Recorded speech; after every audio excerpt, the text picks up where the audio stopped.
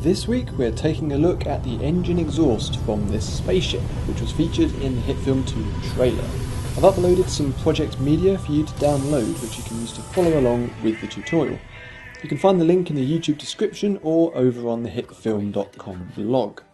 We've had a lot of questions about this shot, so wibbly plasma jets are clearly something a lot of you are needing in your films. If you open up the project file, you'll find the background plate plus a pre-rendered spaceship layer.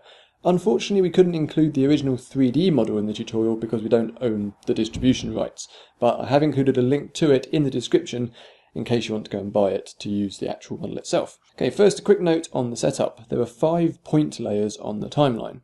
A center point right in the middle of the spaceship, and then 4 points positioned on each of the visible engines. These were actually very easy to set up in the original project as I was working with a 3D model directly inside HitFilm, so very easy just to position those points in the right place and then you're good to go. Using point layers is almost always a good idea, especially when building up a multi-layer effect. In this shot I've got multiple particle systems emitting from each engine, and it's far easier to animate a single point rather than having to continually tweak each layer individually. This is why it's always worth thinking a little bit about your shot before you dive in, maybe even plan it out on paper first. It will save you time in the long run if your project is structured cleanly. Okay, let's start with a fresh particle simulator. To begin, I want to get the particle behavior correct, so I'm actually going to go into the particle simulator layer's general group and activate preview. This renders all the particles as white dots, which can often make it easier to see the exact behaviour without being distracted by textures and that kind of thing. Once textures get involved, it can be less clear what exactly is going on. It doesn't always help, but it's a useful tip for some effects. The emitters for this particular effect need to be positioned over the engines. So I'll change the emitter shape to circle, and then open up the controls. I can attach the emitter shape to one of the point layers, so that the circle sits right on top of one of the engines. I can further tweak the position and orientation so that it matches the spaceship model and adjust the radius of the circle so it's the right size. Currently the particles are spewing out of the circle emitter in all directions, because the trajectory is still set to random. Let's change that to target. The trajectory target is a point in space relative to the emitter. So the default 0, 0, 0 coordinates mean that the particles are targeted at the emitter itself, which isn't particularly useful. Let's adjust the position so that the target is below the emitter in the shot. This makes all the particles head towards that target position. This works nicely for the exhaust effect, as it looks like the engines are blasting energy downwards towards a fixed point. Now let's adjust the particle system so that it looks a bit more like a jet exhaust. First up, I'll boost the particles per second to a rather more impressive 1000. 1000! Then, over in the movement group, I'll reduce the lifetime to 0.2 seconds and ramp the speed up to 500. This is because I want the central jet to be short-lived and fast, so it looks violent and full of energy. Now it's time to get the look right. So first I'll turn off the preview mode so that we can see the textures rather than just particle dots. In appearance, I'll switch to using the built-in textures and then select the soft flame glow texture. I'll also switch the blend mode to add so that where the particles cluster together they get brighter. Currently that results in a big white blob, so back in the movement group I'll lower the scale down to 20%. This makes the particles smaller so that you can see their individual shapes a bit more easily. It's still too bright though, so I'll head over to the lifetime panel, find the alpha property and switch to the gradient setup. I can now add a couple of tabs and adjust the opacity so that the gradient goes from black to a dark grey and then back to black. This means that the particles start off transparent, then become slightly more opaque before fading out again. As you adjust the look, you may then want to tweak the behaviour as well. So I'll just increase the speed to get a bit more of a triangular shape into that funnel and adjust the trajectory as well. For a bit more variety, in appearance variation, I'll change the texture angle to 5, which removes any repetition in the texture. That's the jet part taken care of. We now need the exhaust smoke. So in the controls panel, I'll rename my emitter to jet by hitting F2. Then I'll duplicate it by pressing Ctrl and D. I'll rename the duplicate to smoke and can then set about altering its properties. First up, I increase the lifetime to 0.5 seconds so that the smoke lasts longer than the jet.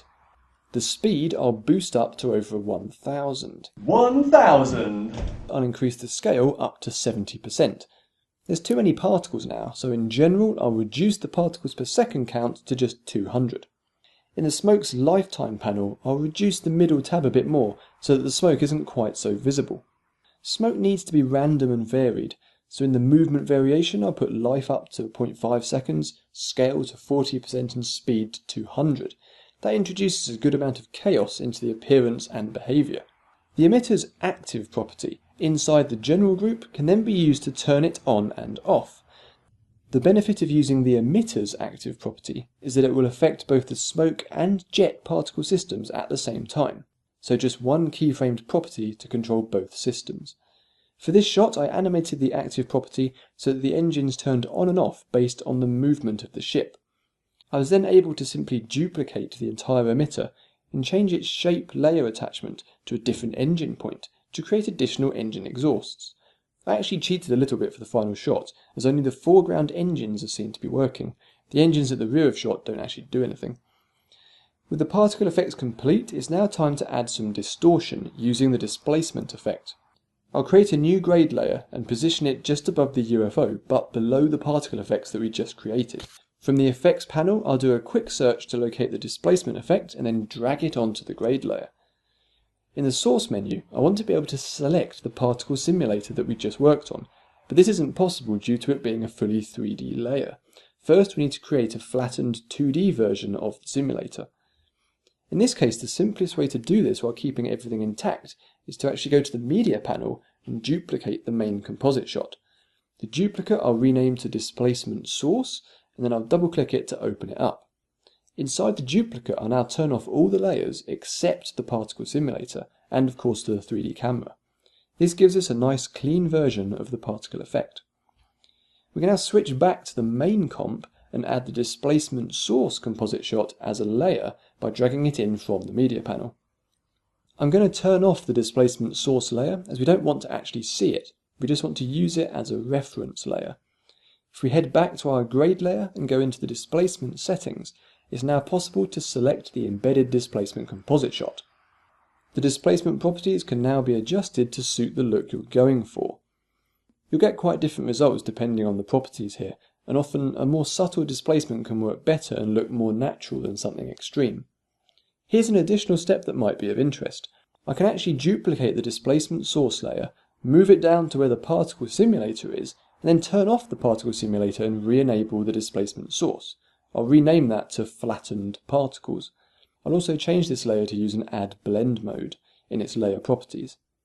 Now because this is a flattened embedded version of the particles, I can now apply effects directly to it, including another displacement effect.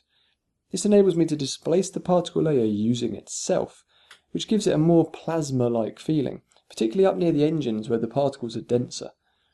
I prefer for this layer to keep the horizontal displacement at 0 and instead just use the vertical displacement to pull it down slightly. These general displacement techniques can be used for all kinds of effects like heat hazes, mirages, even creating the impression of mottled glass or rain running down a window. That about wraps it up for today. Thank you very much for watching. Next time we have some atomic particle titling concepts from Axel, and then I'll be back to finally take a look at how to animate 3D models. We'll see you there.